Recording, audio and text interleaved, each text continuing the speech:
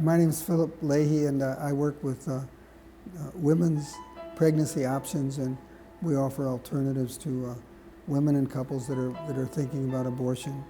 And I mean, the whole perception is the goodness of life, the beauty of life. I like to think, well, I was born October the 1st. That's my birthday. But I like to think about January the 1st. That's my conception day. And just, it just seems like all my life I've understood that life begins at conception. And so Jesus is in the zygote stage, and he affects John the Baptist to the extent that he jumps for joy in the womb of his mother Elizabeth. And so those are just biblical perceptions of,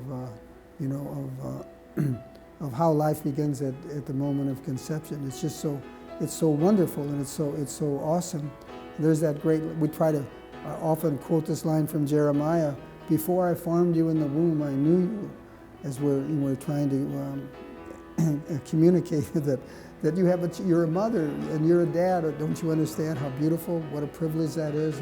And often those people are, they're in some kind of difficult straits. The man could be in jail, or he could be doing drugs, or the woman has been doing drugs, but whatever the challenge is, we try to reach out and let them know that help is available, and then to implement that.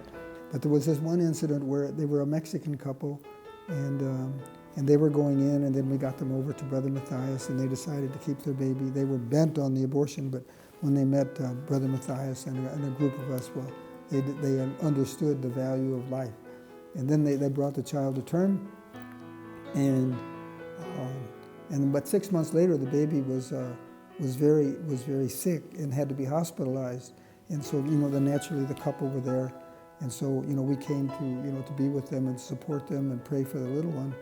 And the father said to me, when we met you first, we were just at the snap of a finger, we were ready to take the life of our child. And now we would lay down our lives for this child because we see how beautiful she is. And then we stay in contact with them during the pregnancy, and sometimes for whatever reason they're not economically solvent, well, we stick with them, with rent-wise. There was an incident one time, the woman was, she was really having a difficult pregnancy and working at the same time, so we said, quit that job. And so for the next 6 months, we just paid the rent. And so she was able to bring the child to term.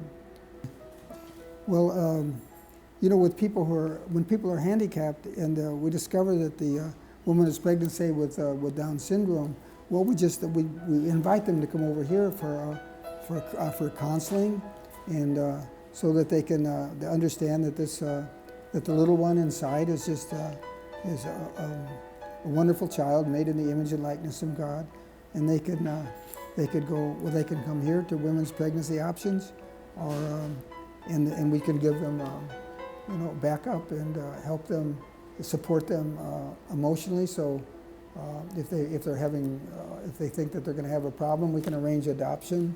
If they would care, there are just hundreds of families that, with the snap of a finger, would be willing to adopt Down syndrome or other handicapped people. And those children are beautiful, and if you're able to bring that child to term, you could be incredibly surprised how much love they give you. I like to think of them as God's spies, because they're planted behind enemy lines, and the enemy line is the prejudice against handicapped people.